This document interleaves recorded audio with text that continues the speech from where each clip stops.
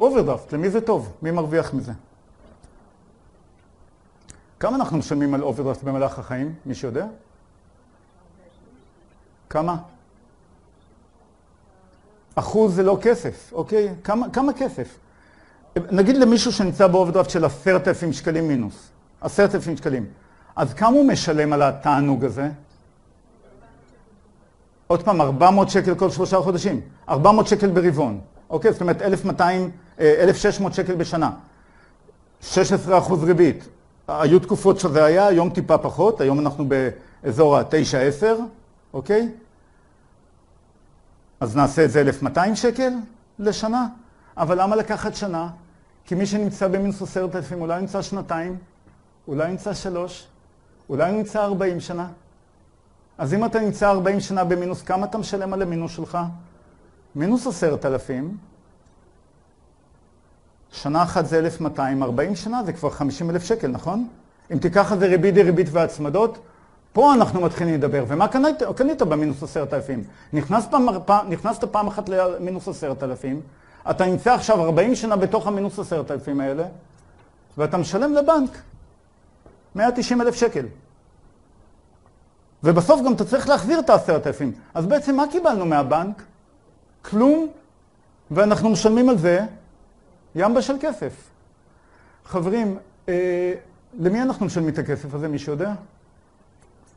לבעלים של הבנק, חברים. לבעלים של הבנק, שאגב נותנים את זה לילדים שלהם באופן טבעי, וככה צריך להיות, זה העולם. אנחנו מקבלים מכתב כל רבעון עם אותם 400 או 300 שקלים, וחוץ מזה שכתוב לנו ריבית רבעונית 300 שקלים או 400 שקלים או 200 שקלים, ואנחנו מתייחסים לזה כאילו זה הטבע, כאילו, אוקיי, 200 שקלים לקחו לנו, 300 שקלים לקחו לנו. וכשהבן שלנו בן 25 פותח חשבון בנק, או מתחיל לנהל את העסקים שלו, את העניינים שלו, והוא בא עם מינוס והוא שואל, אבא, מה זה הדבר? קיבלתי עכשיו... אתה אומר, לא, זה בסדר, זה כולם ככה. כאילו, זה בסדר שעכשיו שילמת 200 או 300 שקל סתם, ועוד 3 חודשים תשלם עוד 300 שקל, ושלושה אחרי זה עוד 3 חודשים, ואחרי שנשלם 300 שקל, כל הזמן כאילו. כשאנחנו מקבלים את הפתק, זה כתוב שם עוד משהו. כתוב שם, שלום פרייר. תודה ששילמת לי, כותב הבעלים של הבנק. תודה ששילמת 300 שקלים, אני מודה לך. ואני נורא רוצה להודות לך, אגב, מאוד מאוד רוצה להודות לך, על 300 השקלים שאתה תשלם לי גם עוד 3 חודשים, כי אני מכיר אותך. אתה תשלם לי גם עוד 3 חודשים. אני רוצה להודות לך על כל אותם 300 שקלים שהפכו ל-1,200, שהפכו ל-2,400 ול-12,000 ול-24,000 ששילמת עד היום. אני יודע שאתה לא תפסיק עם זה. אני יודע שגם שיהיה לך קשה, קודם אתה תשלם לי. אם אתה תצטרך כסף לעצמך, אם תצטרך כסף להורים שלך שלא יהיה להם כסף, לא אין להם פנסיה. אם תצטרך כסף לילדים שלך, קודם אתה תשלם לי. אומר הבעלים של הבנק, שתאמינו לי, יש לו מספיק כסף. ואתה עומד כל רבעון ולוקח 300 שקל מהכסף של הבן שלך, מעביר אותו לבנק, הבנק נותן את זה לבעלים של הבנק, והבעלים של הבנק, מה עושה עם זה? נותן את זה לבן שלו. ככה דרך העולם. אז מטלה ראשונה, חברים. כל מי שנמצא באוברדרפט, שיקח פתק גדול, ישים על המקרר ויכתוב, אני אוהב את הבן של הבעלים של הבנק יותר מאת הבן שלי. אמת לאמיתה. אנחנו מעבירים כל רבעון כסף מפה אליו, מהבן שלי אליו. אין שום היגיון בעולם לעשות את זה, חברים.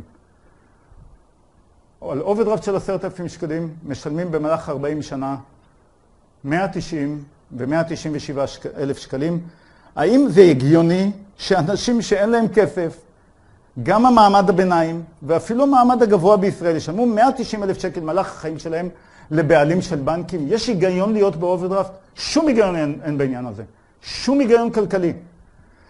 עצה, תעשו מה שאני עושה. לא נכנס לאוברדרפט. איך קורה הנס הזה?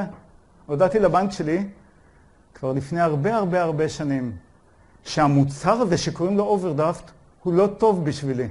הוא טוב רק לו. אז משהו שהוא לא טוב בשבילי, אני לא קונה אותו. הודעתי לבנק שאני לא רוצה מסגרת אשראי בכלל. כי אם אני נכנס לאוברדרפט, זה טוב רק לבנק, זה לא טוב לי. את הכסף שלי, שלכולנו יש מגבלה של כסף, אני מעביר לבנק, אז הודעתי שאני לא רוצה בכלל אוברדרפט, אז בסדר, אם מישהו יש לו מסגרת של 2,000 שקלים או של 3,000 שקלים, זה ראוי, זה בסדר, ככה לנהל, לפעמים נכנסים לזה מינוס 500, אבל מי שיש מסגרת של 30,000 או של 40,000, והוא בכלל מנצל אותה, איזה היגיון יש בדבר הזה? אז הנה כבר מטלה שנייה.